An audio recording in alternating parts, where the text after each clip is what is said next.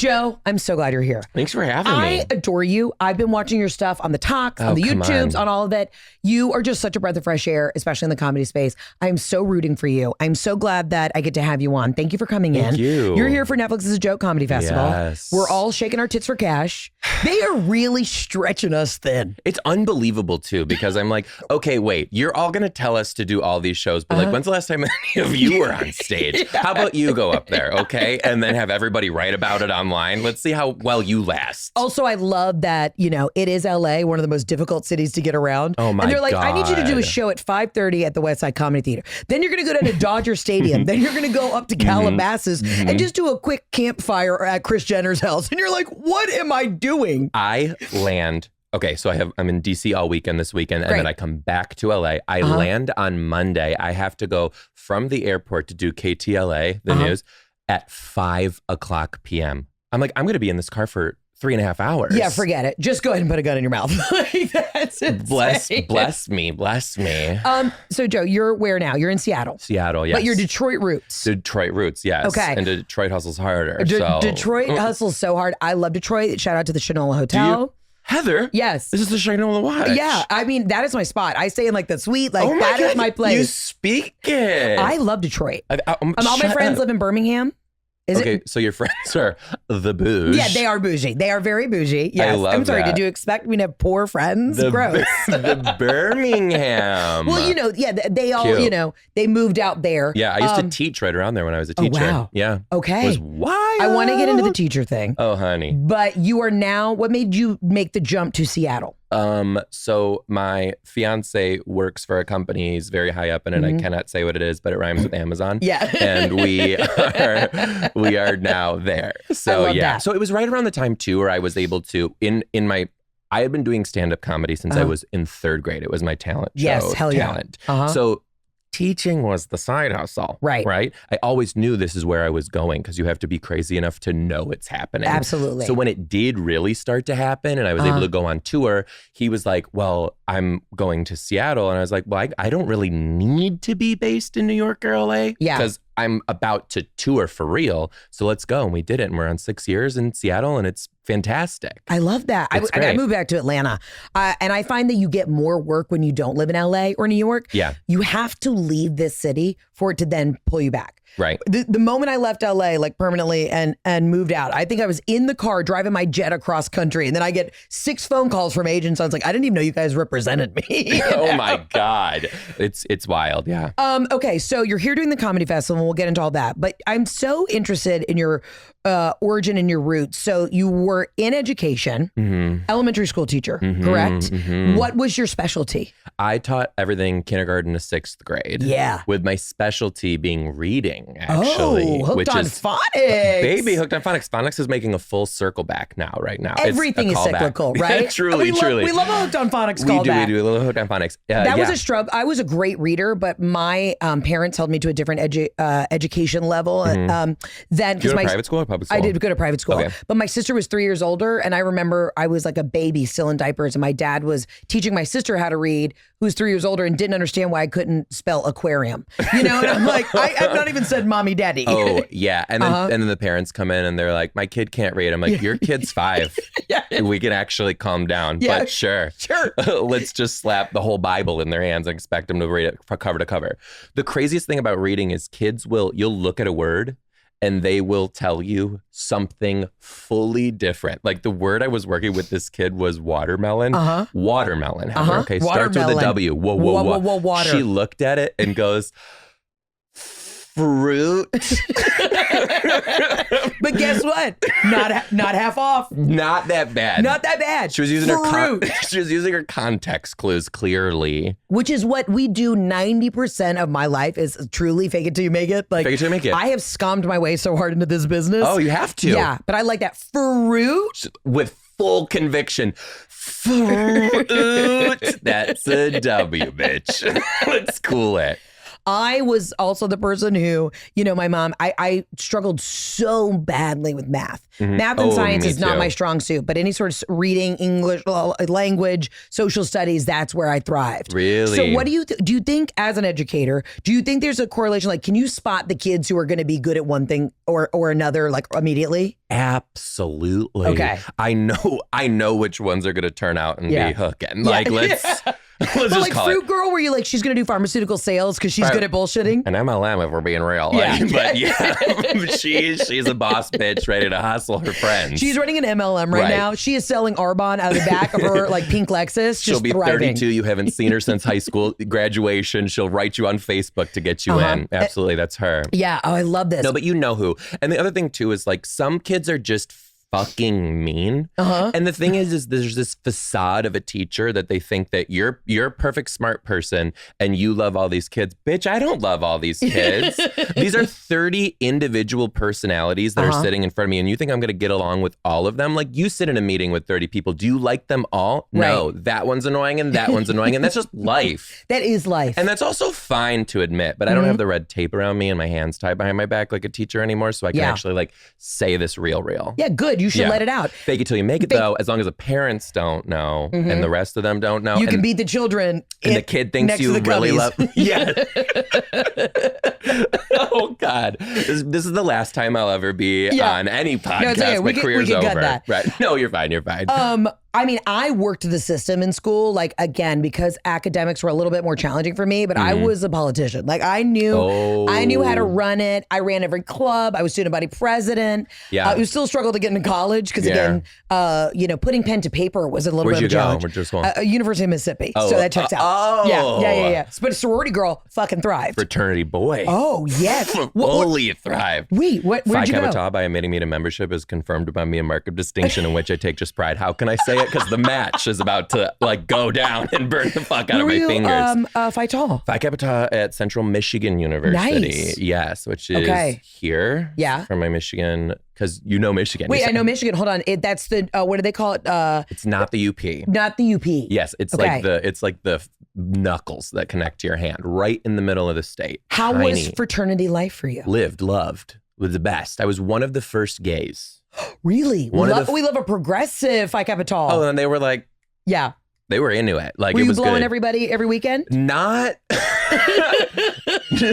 the brothers. Not the brothers. Not the well, brothers. I thought it didn't get incestual. So that was a big thing too, because then I would like meet other cool gays on campus and be like, they're rushing too. Yeah. And they'd be like, okay, but you guys can never sleep together. I was like, can we like actually talk about this? Like, do you see him? Right. We're factually fine, babe.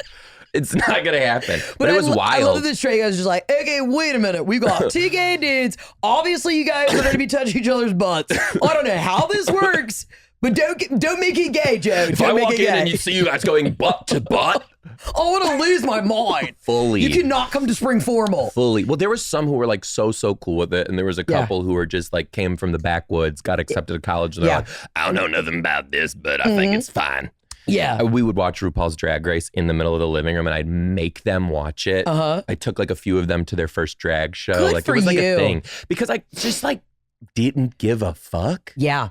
Yeah, and I was just like, I want to do it. It was fun. So many of those guys are coming to my wedding. Oh, I love that. Yeah. I love the sorority life, and it's really funny, especially people like in the comedy industry when they find out that like, because I was normal and cool and like nice, and when people are like, oh, you like thrived in a social setting outside of like a improv group, I'm like, yeah, guys, I did. I was a Delta Gamma and I really thrived. Oh, you're Delta Gamma. Delta Gamma. Okay. Anchor up. So are you still like super into it, or like mildly? I go back and I let them, cater to you. I let them bow down to me and tell me how great I am and how proud of how proud they are of me. But I donate to the Alumni Association? I sure don't. Haven't cut them a check yet. Haven't. But they got a $10 million like renovation on this sick house because I went to Ole Miss, so the houses are insane.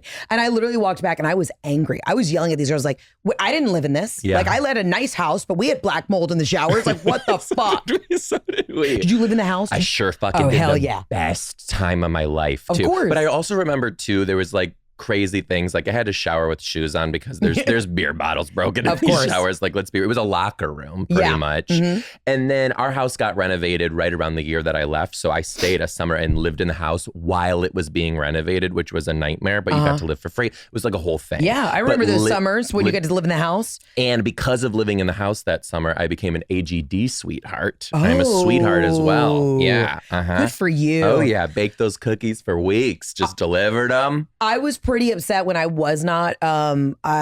I was friends with a lot of guys who were in this one fraternity, and I was upset when they didn't ask me to be one of the sweethearts. I was like, I get that I'm 45 pounds heavier than every girl in this room, but you know I'm good at fucking sales, and I will recruit these guys. I will give everybody in this room a hand job. I am fighting for y'all because I'm the most fun at these parties. Heather, it was so real. Like I remember one of our brother's girlfriends was sweetheart, and then we just loved her, so we're like, she'll be sweetheart again. And these other girls staged a coup and came to the house and told us that we weren't allowed to do that. I was like, stormed the Fightal house. And that's when I got gay, because I remember me being on the porch and these girls were out there doing it. And I said, actually, bitch, we're going to do it because this is not yours. Yeah. You're welcome that we even allowed you. Once they picked another sorority sister of mine to be this sweetheart, and she kind of was like a little, they were literally like, one of my buddies pulled me aside and he goes, Heather, look at her. And literally she was like, oh, no. just big jugs, kind of a little cross-eyed, but like thriving. Heather, no. But she was so hot that the guy was like, we need a skinny girl with big tits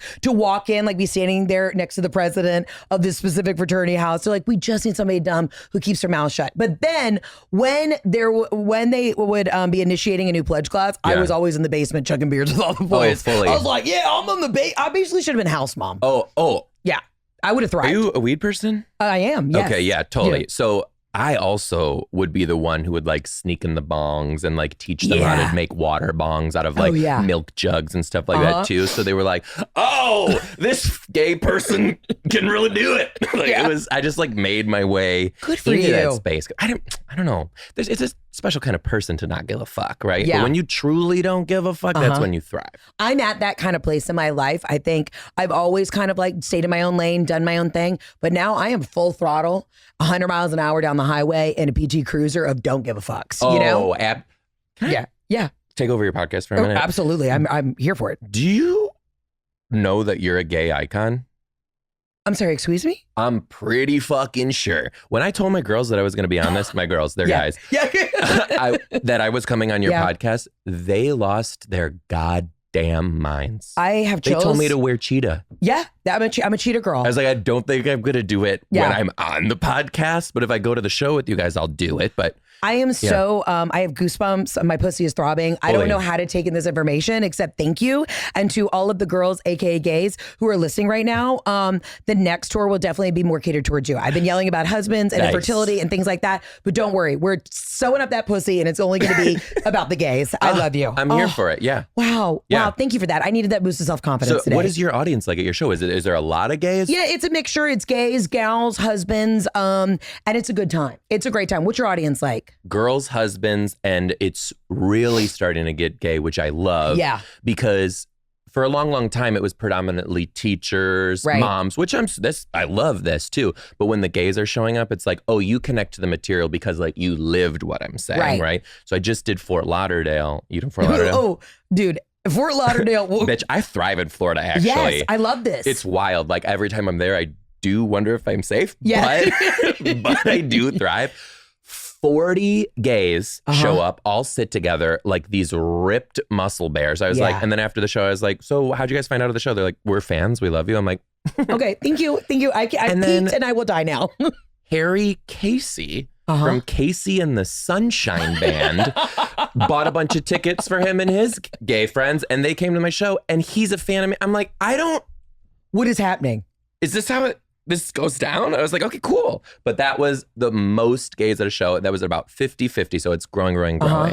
And I'm into it. I'm so happy for you. Husbands at shows can be, have you read a husband at a show be like, I didn't think it was going to be. Joe, every day of my life, every meet and greet I have after a show, they go, gotta be honest with you. Michelle put a gun to my head and said, if you don't get in the car right now, I'll never suck your dick again. So I came to the show. And actually, you know what? For having big tits And being a woman who shouldn't vote and should stay in the kitchen, you know, you're actually really funny. And I'm like, fuck you, Mark, but also thank you for coming. Every day of my life. I don't think you realize the level of friendship that we've just we are one and the same. It boggles my fucking mind what these men will say. Like, honestly, never saw a gay guy before on stage like this. Didn't know, but you got me to laugh. Where the fuck did you think you were going, brother? Did you think I was going to come out on stage, take off my pants, and just do the helicopter? And ribbon dance? Yeah, what did Olympic you think? Like, come on. And then they've gotten better, but it is interesting. You know, it's a little bit of a...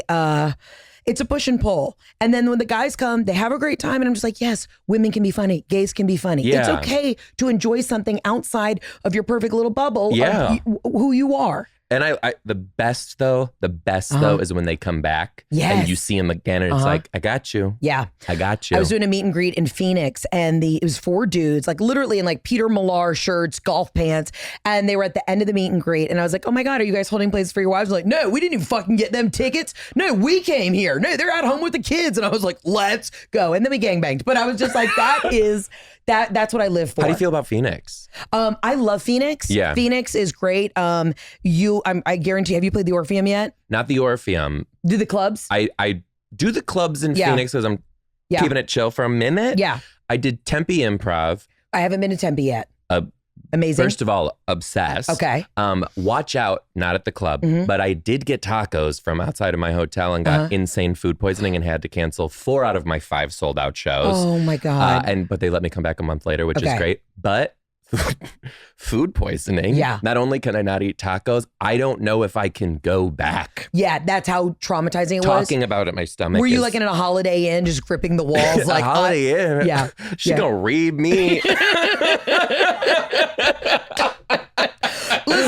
Listen. She came to play. Okay, let me take off my hoops for honey, a minute, Miss If you were at a Hyatt Place, good luck. But I don't know what's out in Tempe. Okay, she did say Shinola Hotel. Detroit. When you said that, Detroit was like, I'm gone. Yeah.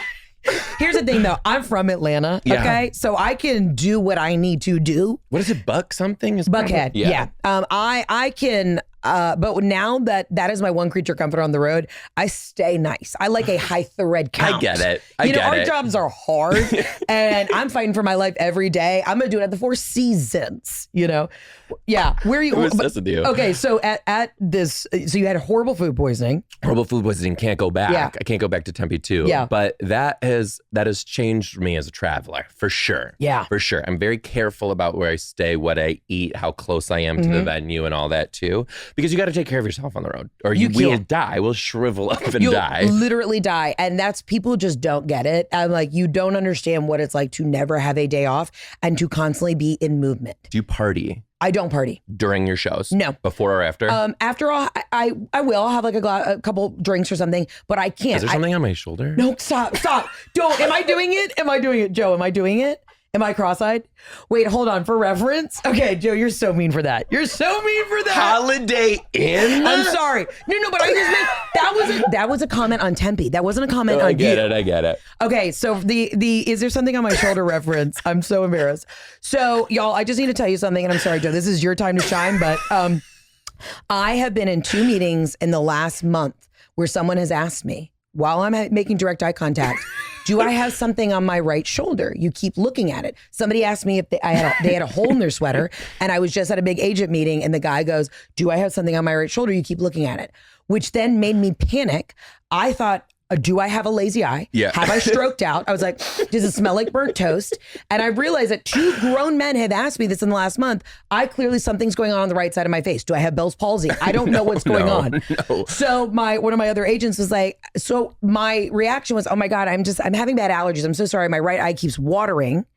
My agent said, do you need eye drops? I have them. And in front of the whole table, I used eye drops that I did not need because I panicked. I did not know how to recover. And then the entire rest of the conversation I just was cross-eyed. I was like, I'm making such direct eye contact that you can't even see which eye I'm looking at. I think it's stress-induced. Has to be. Yeah. Have I been making good eye contact with you? You've been making great eye contact. Okay, thank you. You've been doing good. I'm looking at the shoulder. Okay, wait. So let's get back how you made the jump. So you're in Detroit, you're doing teaching. You obviously start putting stuff on social media. You're doing stand up. It does what it did for all of us. It just takes off. It took off. It was kind of crazy how it happened too. So I never thought that my stand up would be about teaching, but that's what hit. And I'm like, let's roll with it. You know? So I had a video go massively viral. I pranked my class on April Fool's Day and gave them a fake spelling test. Woke up with 20 million views and then was invited to go on the Ellen Show. Yeah. And then a month later, she invited me back as this kind of like reoccurring character. Fantastic experience. But because of those experiences, I was able to call clubs and say, I have 45 minutes right now. Would you let me headline? And a lot of them were saying no, except for Lou Ferranda at Caroline's on Broadway in New York at the time. He was like, I'm gonna give this guy a chance. He stayed. He goes, I'll give you 30 minutes. I want to see you tomorrow morning. Come back to the room. And he goes, you have something. You're very good. And I will vouch for you wherever you want to go. If you want to get into a place, have them call me and I'll vouch for you. And I did. And from there I was, you start with one-nighters and you start moving seats. And then my managers and agents picked me up and it was it just went from there. But doing that viral video really, boom, just set it on fire. It is so important in the early stages when you get somebody who's in your corner. Shout out to Lucy at Zanies in Nashville. Oh my God, love Lucy. We have to text her a picture of us together. She'll die. She is everything. And she was one of those who would like literally vouch for me places. And I was like, Lucy's my girl. Shout out to Lucy. We love you. Have you done the Ryman? You're probably doing the Ryman. Yeah, I did the Ryman. But my last show at the Ryman, the fire alarm went off because we were under a tornado watch. We had to stop the show. They were starting to evacuate the building. And then they brought everybody in. And then I had to pick the show back up. And it was not because there was a tornado in the vicinity. Sorry, I can't talk today. It's because somebody set off the fire alarm with the popcorn machine. At concessions. Yeah. So the place got smoky. It was a whole thing. People were hitting the deck. They thought the whole place was on fire. And it was because either somebody like was vaping in the bathroom or the popcorn machine. Would never at Zanies. Would never at Zanies. No, Zanies would have their shit together. Ryman.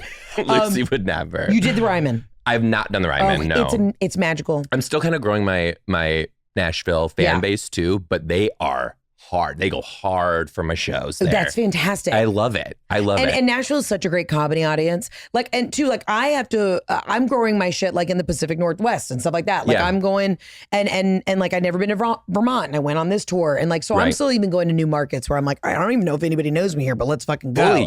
What's your favorite city that you've performed in? It is Detroit. That's where it all started too. And then now, this is the first time I'm saying this. You get an exclusive on your podcast. I'm doing I can't say the date. I'm doing the Fox Theater in Detroit, which is like our biggest, most grand, most elegant, 4,000 seater. And like just to even be able to say that I'm playing the Fox is like can't. I'm so thrilled for you. You're going to have such a great night. What a gorgeous, stunning, historic theater. It's unreal. Did you play the Fox? I don't think I played the Fox. I played, I don't know. I don't think I played the Fox. I played another theater in Detroit. The Majestic, on it. St. Andrews, the Fisher. Ooh, played the Fisher. Very nice. Yes. But I'm dying to play the Fox. I shot, and I don't know if they're related. All the Foxes, like there's a Fox St. Louis. I don't think they're necessarily related, but I just shot my special at the Fox in Atlanta. That's my home theater. Beautiful. Like that's your biggest audience too? No. Really? Well, like as in like my most diehard? Yeah. Yes. Same. Yeah, that in New York. Detroit. Mine's Detroit and Boston. Oh, yeah. Boston is the best. 3 Wilburs in 15 minutes. And I was like, fuck yeah. But I have no connection to the city, but they just fucking love Boston is one of the best comedy towns. They get it. They are dialed in. They just crave it. Oh, I love it. I think I want to shoot my next special in Boston. I'm trying to work it out. Absolutely, for sure. It's pretty pricey, but I'm going to figure it out. But you know what I mean? What I love about Boston and Providence, Rhode Island, I feel when I perform in those places, they're not laughing at your peasant shit. Yeah. You got to bring it. Right. You have to bring A game material. Like your callbacks must be a callback with a callback behind that callback. Like it has to be good, or they're just going to be like, it was good. It was fine. It was fine. But when they fuck with you, they fuck with you, which I love. Oh, I love that so much. A big fan base in Seattle too, because I've lived there and now worked it so many times. But what is your journey now in Seattle? How do you feel? It's a wild town. Wild. I just First played them. day one I was there was the first time I ever saw black tar heroin in real life. Yeah, outside of like a nice Starbucks and an Equinox gym. And you're like, what is happening? We have an Equinox. It's real. It's wild. It's wild. We are getting married in Seattle because we really did fall in love with this city. And we want our whole families to experience where we live too. So we're bringing them in June. Most beautiful Passing time out to black be tar there. heroin at the It's welcome the party. gift. It's the parting gift, right? You know, be one with the people is what everyone told us. Absolutely. But it is a city where you have to learn how it is. Like, it's not warm. Like Morgan's from. I'm from the Southern Mayan.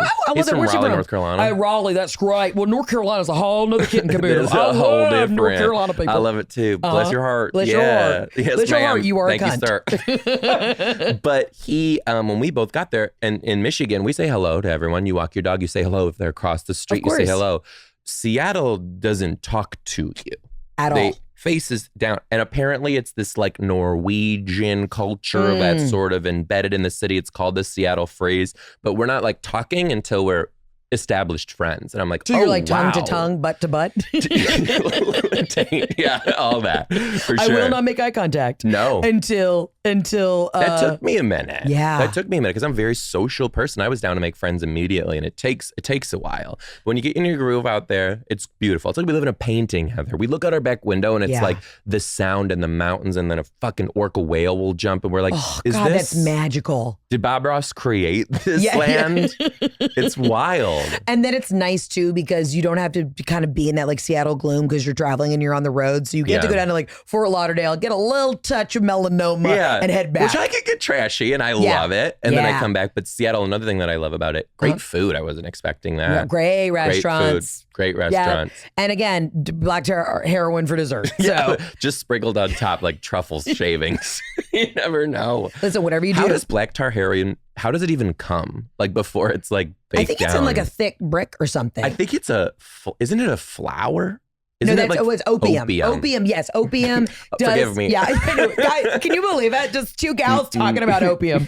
I do believe it starts as the opium, the poppy plant. Yeah. And then I don't know how they break it down from there. Well, they shave it over your pen, and then it's good. Yeah. I had a absolute freak out one time here at a restaurant in LA, and I am not a Karen, but they upcharged me $80 because it was quote unquote truffle season. I'm like, I'm Italian. I know when truffle season's here. And I got wood chip shavings across a pizza. And I was like, this is not tartufo. This is actually wood chips or sod. And I said, you will be taking this off my bill. It was the driest fucking truffle. So in LA, no. Good for unless you, it's Heather. unless it's absolute like, you know what I mean?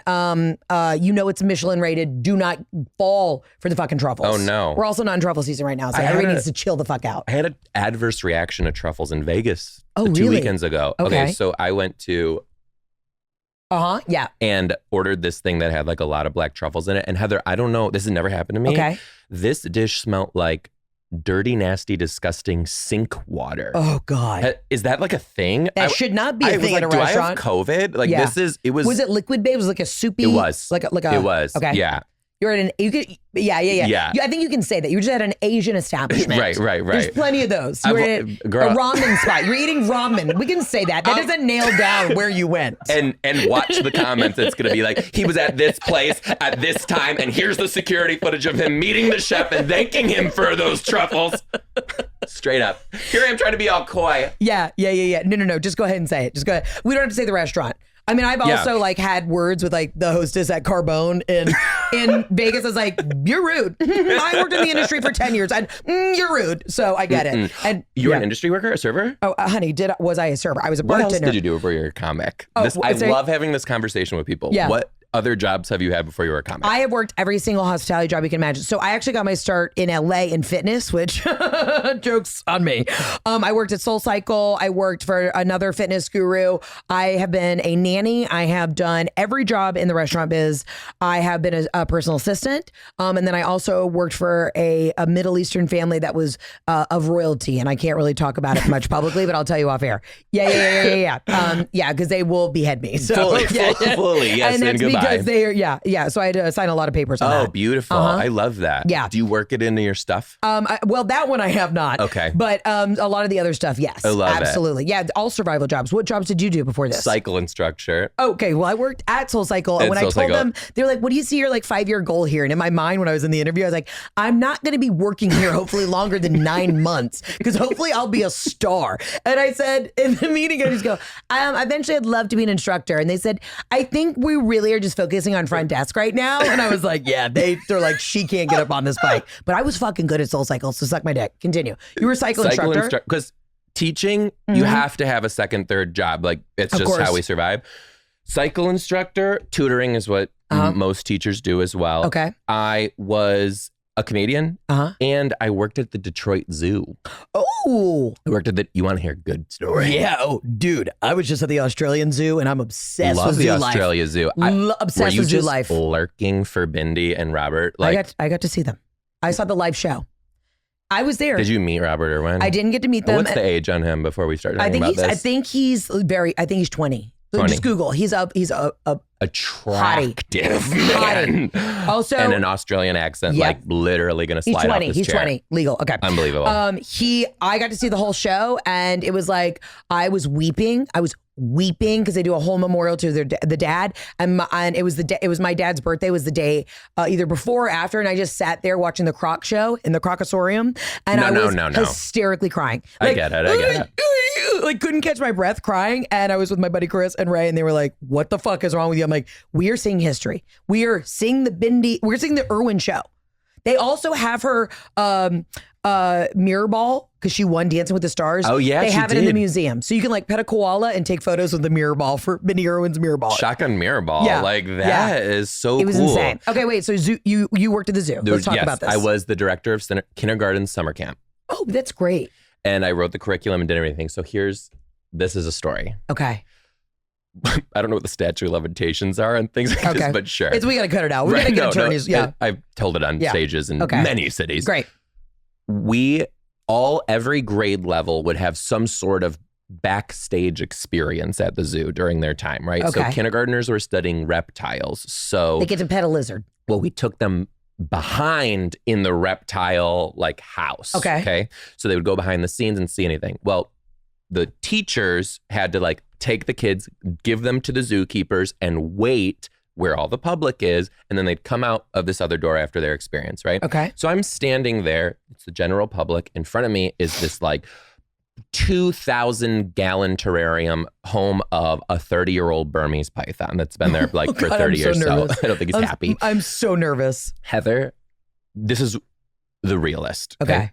A tiny little door in the corner of this python enclosure opens up. No. And then I see tiny little kindergarten feet.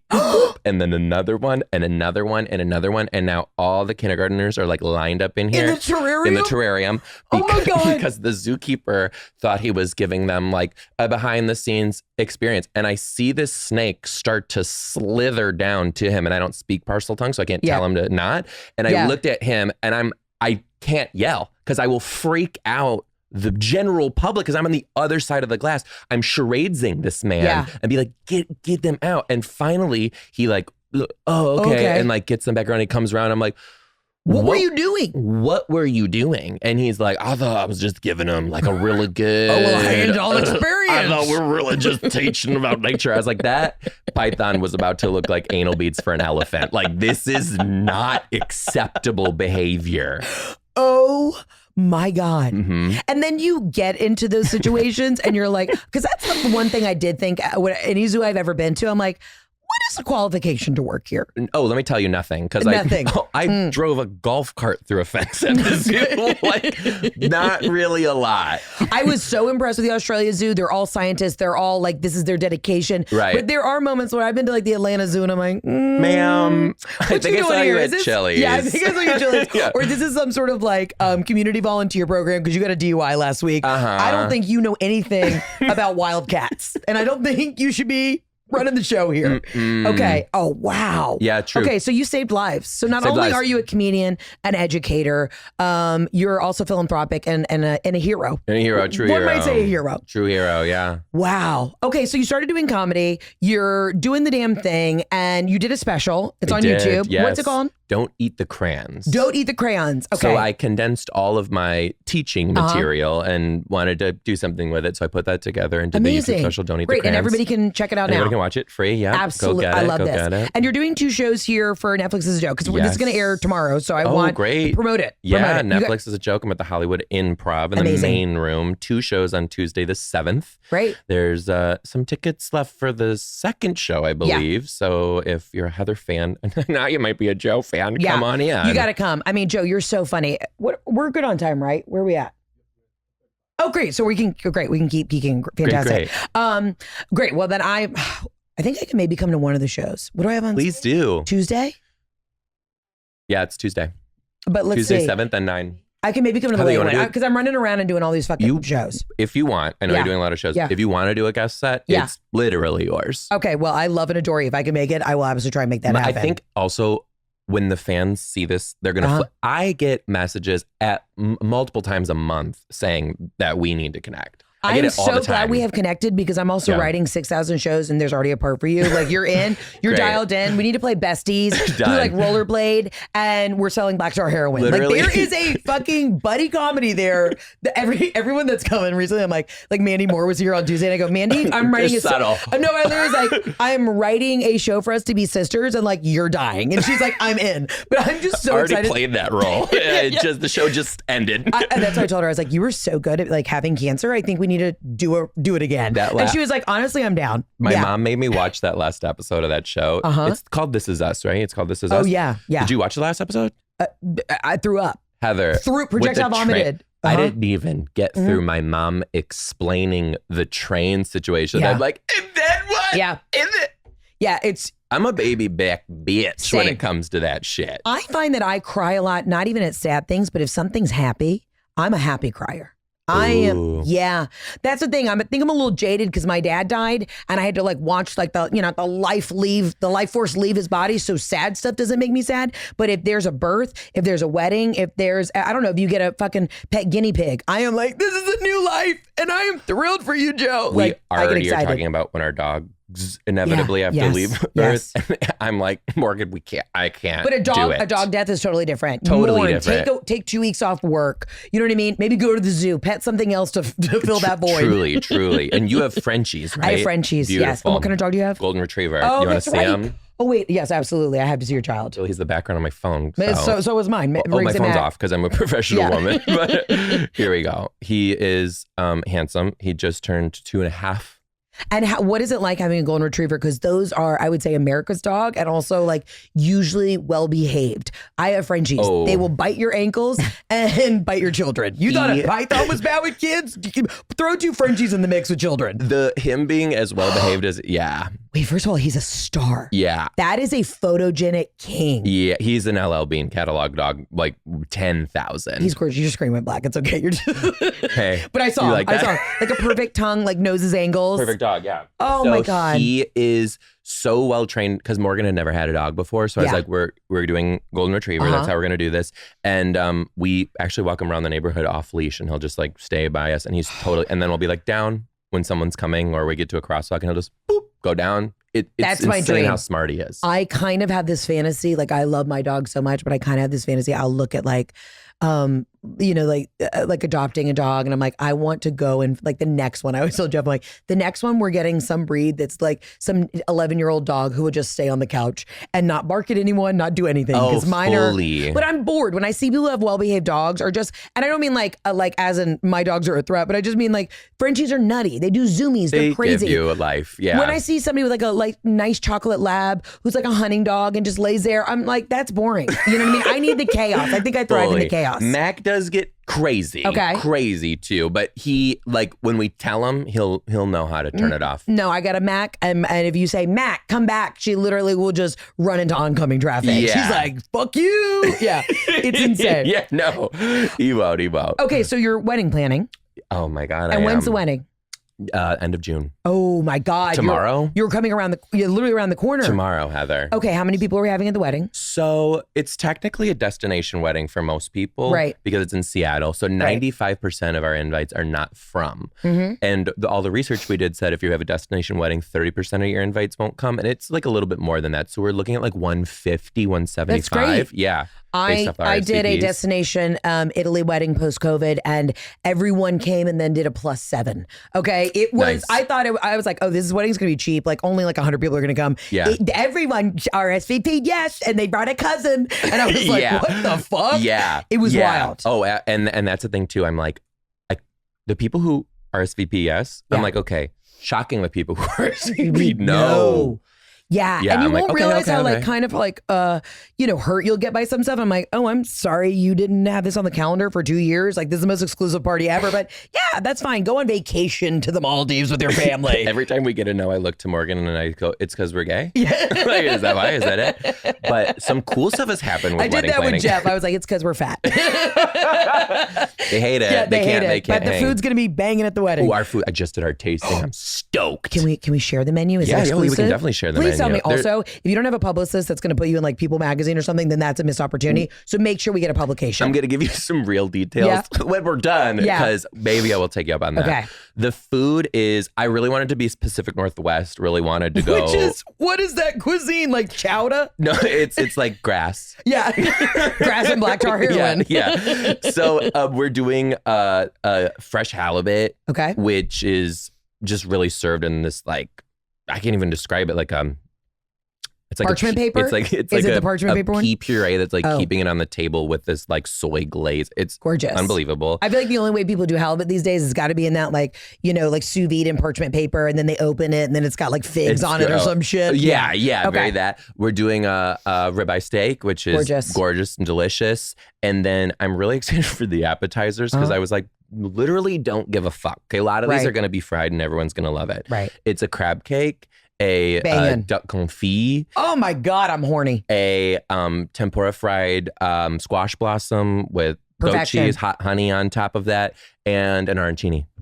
Can I tell you? Yeah. You just knocked it out of the fucking park. Thank and you. I think I have availability at the end of June. So if you want me to come, I will give a great gift. We'll see you there. And then we'll go to the Moore Theater together, we'll a do the tag Moore team, Theater. pitch the show. Yeah. And then that way we'll pay for the wedding. Done. Because can I tell you, like my tour, I talk about what happened at my wedding. I got to write that shit off. I don't know if I'm supposed to say that out loud, but I got to write a lot of it off. So your next tour, even just throw in like one story from the vows and you get to write the vows, off. Morgan hates it. I keep calling him the vows my set. And he's like, no. That was mine. Yeah. I surprised my husband when I was like serious for 2 seconds and I made him cry.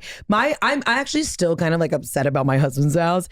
It was so sweet, but I was like, Jeff, where is the funny? There wasn't a joke. It was heartfelt. I was disappointed. And I told him later, I was like, I was heartfelt, but then I also closed hard. You know what I mean? Yeah. My dad was like crying. He was feeling the emotion. I'm like, no, sweetheart. It's gotta be funny. This gotta be funny. Literally, I'm like, my agents and managers are right there. Like this. There's things on the line. You don't understand. They're either going to submit me for that new like Issa Rae movie or they're not. Like this is going to be a movie and you need to just be along for the ride. Yeah. Dessert, we're doing a hollowed out lemon and a hollowed out blood orange with lemon sorbet and sorbetto. Yeah. And that's nice. Good palate cleanser. I do sometimes think people go a little too hard on the desserts. Are you doing anything like a late night treat? Like how hard are you have a lot of drinkers? Because like my crew party's hard. There's no alcohol budget. That's the number one thing. And I get it. To everybody's taste, I love I always say stay in your lane, stay in your budget. But if you're gonna do beer and wine, you don't run out. You know what I mean? Yes, ma'am. You need to be handing out Miller High Life with hot dogs at the end. Yes, like lean into the budget. We have like a champagne situation happening, so everyone's got a drink in their hand during the ceremony, and then during the cocktail hour, there's more drink. Lots.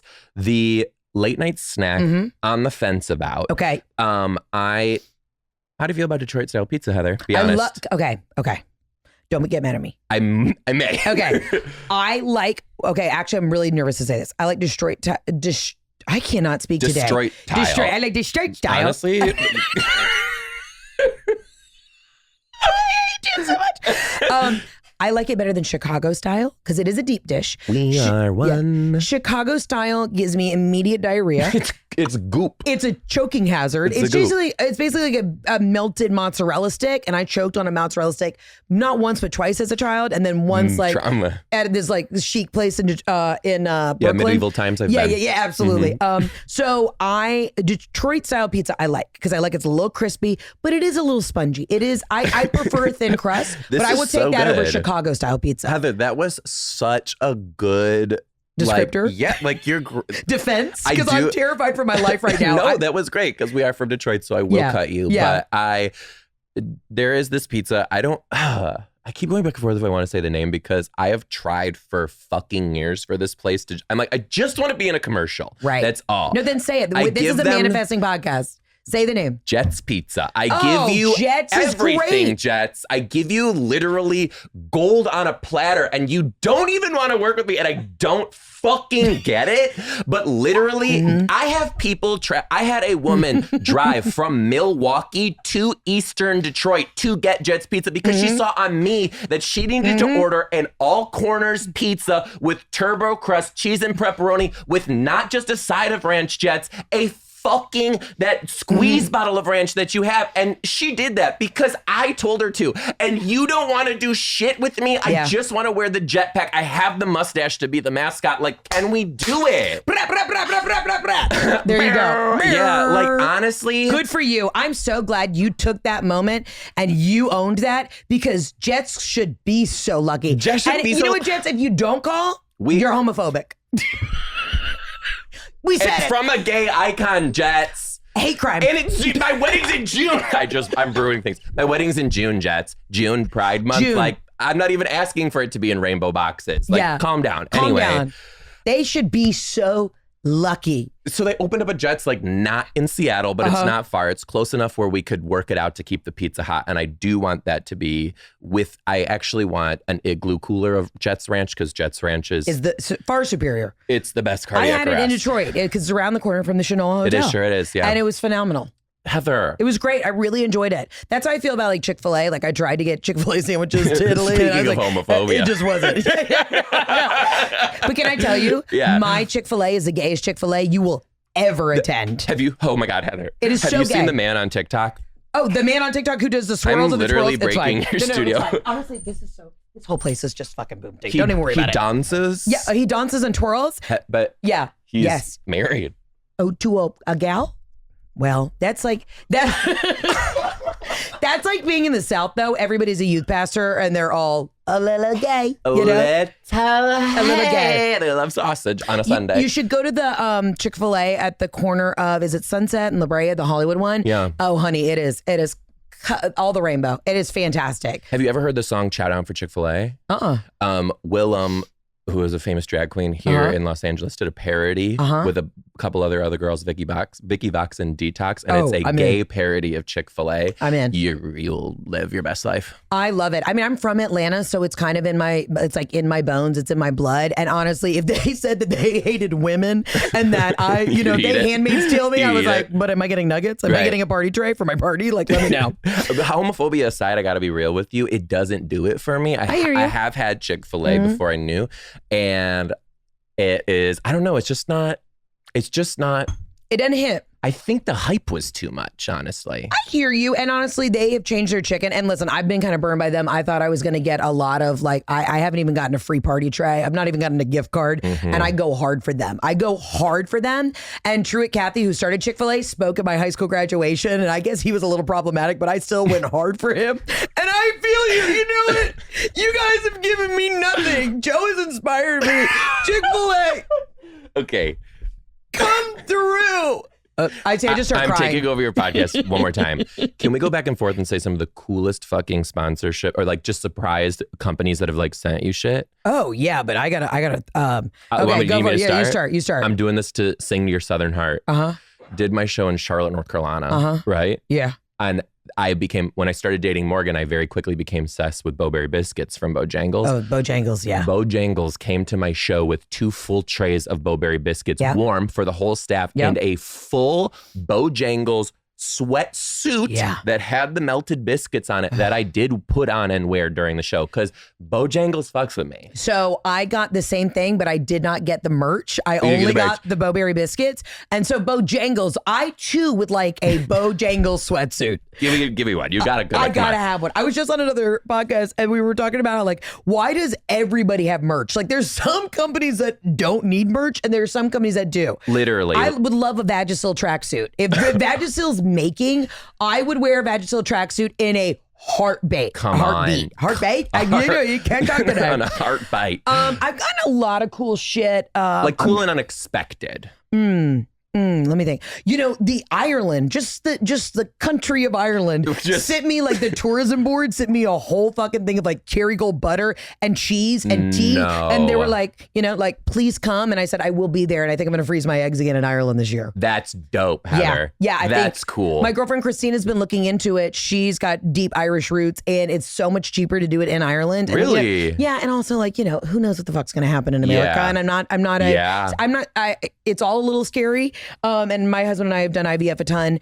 And so I'm just like, why don't we just have all of our embryos frozen in Ireland? And then we have an excuse to hit some pubs and make a baby, I'm team that. Yeah. That's great. So are you guys thinking about maybe having kids? Oh, definitely. I mean, like, even being the cute thing about Morgan and I is on our first date, we asked each other if we wanted to have kids. And we both knew that if the other person said no, that we weren't going to even go on a second date too. And we both said yes. And being a teacher, I'm a teacher because I just I loved working with kids. Yeah. I loved doing all that. And it takes a very specific type of person to want to be an educator. And I think that's just because, like, I like that. Yeah. And, I definitely want kids, want a family. And when we both decided that we wanted to do that, we're like, yes, it's for sure in the cards. Yeah. For sure in the cards. It's a journey and it's tough too because, obviously, whether you go like a surrogacy route or however you do it. Yeah. I mean, I might even have to do that route because I got tumbleweeds for, they were actually like,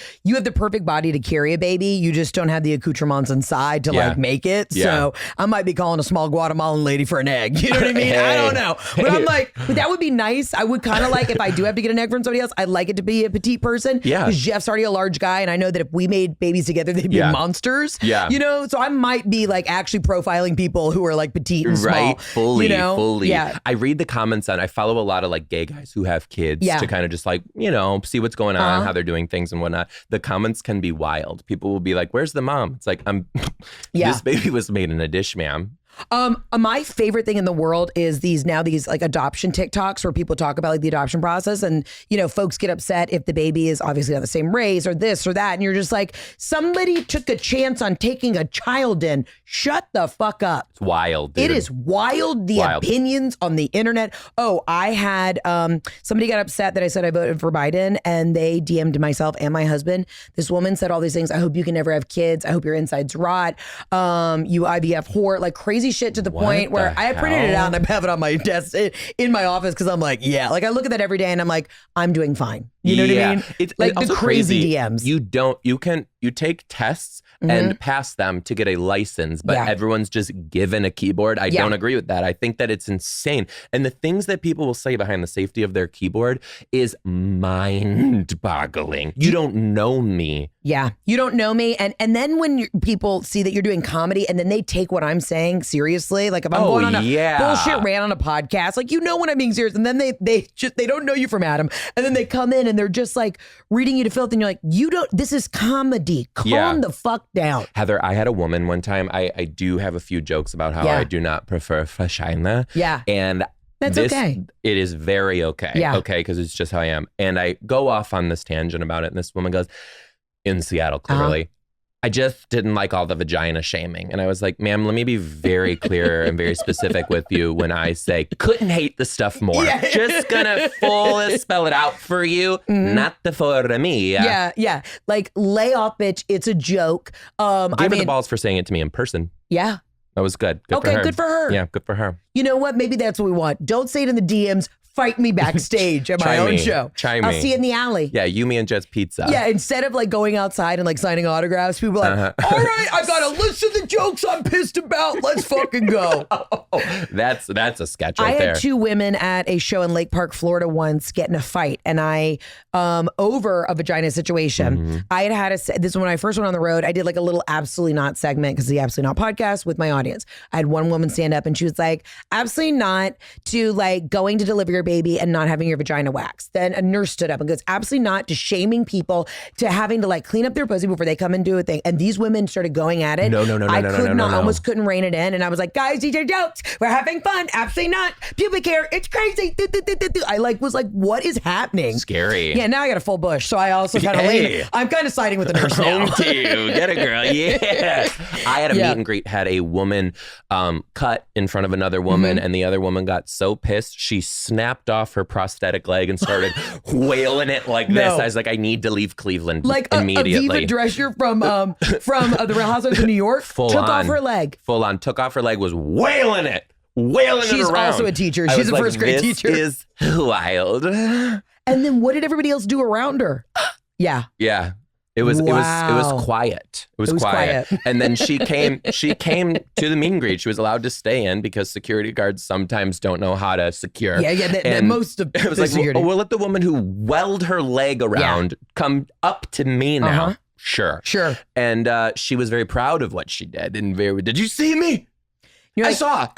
Oh, Patricia. I've noted, and I'm going to lay in bed tonight and replay that over and over in my mind and think, should I go back to teaching? You ever have freaks break into your green room? Oh, have I? But not a freak. This gal was actually, my gals are just drunk and they're on like a bachelorette. But it was because security was eating a Chick-fil-A party platter that I had served everybody. And a woman came in and said, I found you. She goes, I found you. And I had just taken my like soaking wet underwear off because I sweat a lot on stage. Predominantly from the crotch region. Thanks. Perfect. I'm fully erect. Yeah. Oh yeah. Everybody who listens to this podcast knows I've had the gals come back. What happened to you? I'm in the green room. Okay. Speaking of lazy eyes, this woman. This is psycho. Okay. This is in Miami, first of all. Miami's another world. It's crazy. She waited for the house to clear. The security guard's outside my green room waiting. And she went up to him full cross-eyed and goes, I can't find my glasses. Can you check the lost and found? I can't find my glasses. And he goes, oh my God, yeah, I'll go check. He goes to look at the lost and found. She beelines it in the green room. She knew he was going to catch on quickly, comes in, sits immediately next to me. He storms in and is looking at me. And she goes, oh, no, we're fine. Like, we're really good friends. No, we're really good friends. Like, your mom's name is Fran and you do that. And was like listing all these things about me. And your social security number is 457. It was getting there. It was wild. And then the security guard's looking and he's like, and I'm like, no. So I was like, did you want it? Because don't fuck with crazy. Yeah. So I was going to get wild. And I was like, don't fuck with crazy. You have to say, how are you? How are things? That's what I did. I was like, did you want to take a picture? And she's like, oh, well, when we took that picture on the beach earlier today, bitch, I wasn't at the beach. And I was like, let's just take a picture and do this. Stand up. We take a picture. And I say, okay, great. Have a great day. And she, even the other comics who were in the room were like, oh, this is your person? Yeah. No. So you were smart. The best way to diffuse is turn it and be like, tell me, what was your name? Oh, Marissa. Marissa, how many kids do you have? You got to turn it. I could see the crazy. She's coming from a mile away. It was scary. The wildest one when they go, you haven't responded to my DMs. And you can just feel like, like their hands are shaking a little bit. That made me. And I go, well, I'm very active. Like, I like to chit chat with everybody. Like, let's not forget, I live with my mom. Like I'm one of the gals. Yeah. But when they say you haven't, because they get quiet about it, you've never responded to my DMs.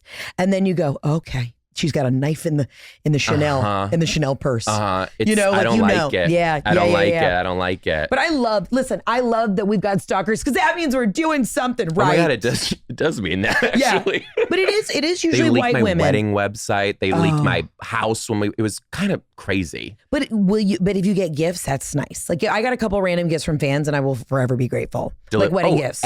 at shows or delivered? Oh no, they bring them to shows, but actually for my wedding, I got a couple like random gifts, and I was like, "Thank you, I appreciate that." That like is- crystal, like nice, like china. I was like, "I'll take it." I got a lot of rich gals. That's you know? very sweet. And if you don't have money and you listen, also keep the hustle going. You know what I mean? That's sweet. I do like that. What's the craziest gift you've ever gotten at a show? I did have a woman take off her bra and throw it to me. I said, I think we're barking up the wrong tree. That was the whole thing. But I had a woman hand make etched Morgan and Joe coasters. Gorgeous. For a wedding engagement gift that Yeah. she etched into this like beautiful stone and these beautiful stone coasters. I had another woman very crafty women, my fans. Let me tell you what. Yeah. The motor skills of the people that follow me is insane. I've got a whittled wood, Whittled wood ring holder. Yeah, I've gotten a lot of cool things. But Wow. it was unbelievable. And the things that they come up with and give, I'm just like, this is great. What is really touching to me is when they come. Also, like, don't feel like you have to do this. I'm just talking about No, people bring who do. me gifts. I absolutely, I favor the if you bring me gifts, I will answer your DMs. You're going to the meet and greet.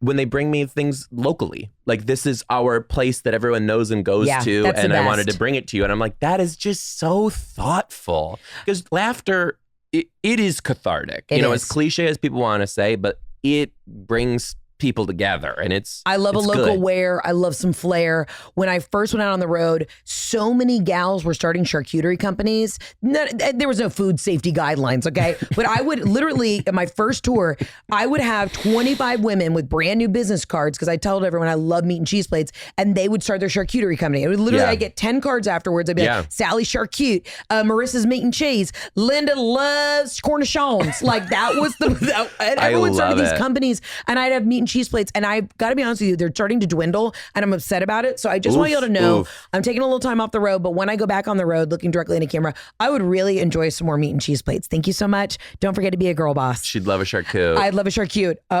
Joe, thank you so much for being here. Heather, I think thank you're you. a doll in a dream. We have to do something Yes, together. Like I yes. really love you. I am so rooting for you. Everybody can see you on YouTube called Don't Eat the Crayons. Don't Eat the Crayons. You can follow me on all of the things. I love it's this. at Joe_Dombrowski. Hell yeah. Find me, follow Good me. Love Midwest ya. name. It is. Polish, right? Very Polish and hell Italian. Yep. Okay, well, hey, bring him some pierogies to his shows. Joe, thank you so much for being here. And you've got a show on May 7th. at the Hollywood Improv. Come on down. There's 2 of them. I Might love see it. Heather. You never know. And what's your website? My website is thejoedombrowski.com. Yes, I am on tour. And yes, you can come. Great. I love it. Thank you for being here. This is one of my favorite episodes ever. It's fun. As always, guys, you know where to find us, 800-213-7503. I'll get back into the voicemails next week. I'm so excited to see you, hear from you. Come out to my show this weekend at the Montblanc Theater, Sunday, Cinco de Mayo at 7 p.m. Can't wait to see you guys there. And remember, support all your local comics because we're out here doing the Lord's work. Ciao, Bella, arrivederci. Thank you. Bye.